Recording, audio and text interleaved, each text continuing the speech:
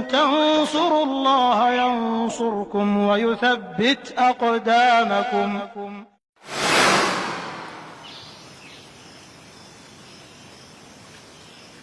Alhamdulillah, kita lanjutkan Al-Isbah termasuk kaidah yang ke-20, yaitu bahwa mereka beriman kepada apa yang ditunjukkan oleh Al-Quran dari sunnatullah yang bersifat kauniyah qadariyah.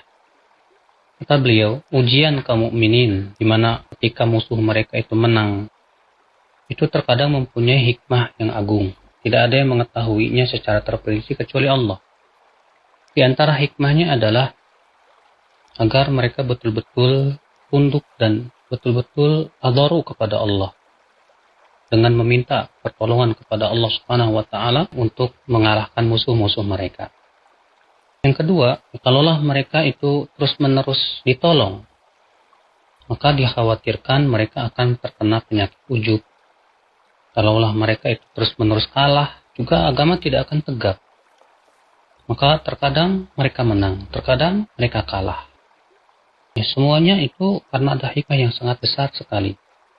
Yaitu bahwa juga kalau terus-menerus kaum muslimin menang, akan masuk kepada mereka orang-orang yang tujuannya bukan mengikuti Rasul. Bukan pula untuk menegakkan agama, tapi hanya sebatas ingin mendapatkan kenikmatan saja.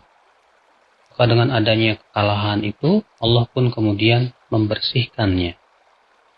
Di antara hikmahnya juga, Allah Subhanahu wa taala ingin menyempurnakan ubudiyah mereka di waktu senang maupun susah.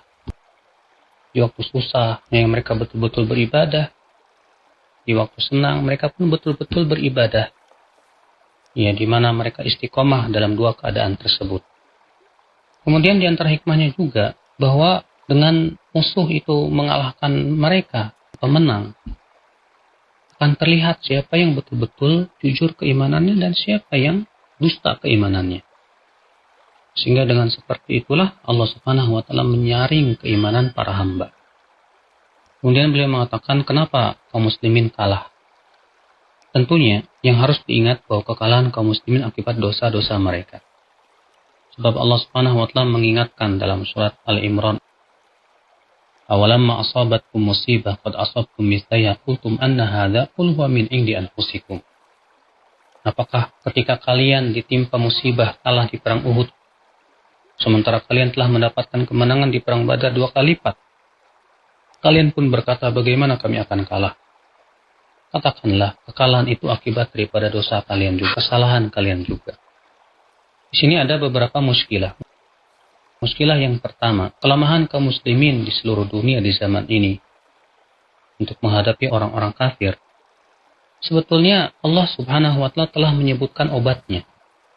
Apa itu obatnya? Yaitu betul-betul kembali kepada Allah. Ya, menggantungkan hati kita kepada Allah, menguatkan keimanan dan tawakal kita kepada Allah, dan menguatkan keyakinan bahwa Allah itu Maha Kuat, lagi Maha Perkasa.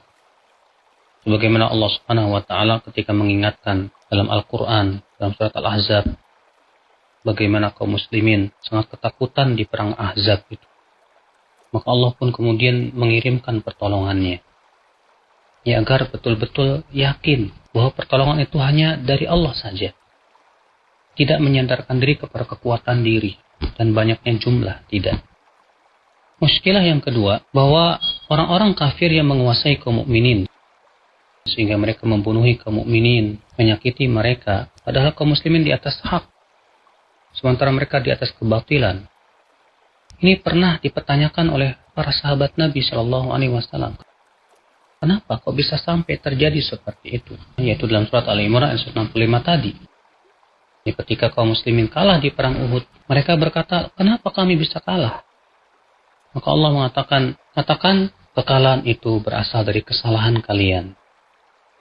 Artinya itu akibat daripada dosa-dosa kalian juga. Muskilah yang ketiga yaitu terjadinya perselisihan hati dan akidah di antara kaum muslimin. Di mana ya perselisihan itu yang menghilangkan kekuatan. Allah berfirman dalam surat Al-Anfal ayat 46. Wa Allah wa rasulahu wa la tanaza'u fatafshalu wa tadhhabu rihukum. Taatilah Allah dan Rasulnya dan jangan berselisih, niscaya akan hilanglah kekuatan kalian. Perselisihan yang paling berat itu adalah ketika perselisihan dalam masalah akidah dan keyakinan. Maka kewajiban kita adalah untuk mempersatukan akidah dulu, di atas tauhid, di atas akidah yang sahihah. Sebab sebatas persatuan badan, tapi akidahnya bercerai-berai, itu bukanlah hakikat daripada persatuan yang akan menyebabkan datangnya pertolongan Allah Subhanahu wa Ta'ala. Allahu a'lam.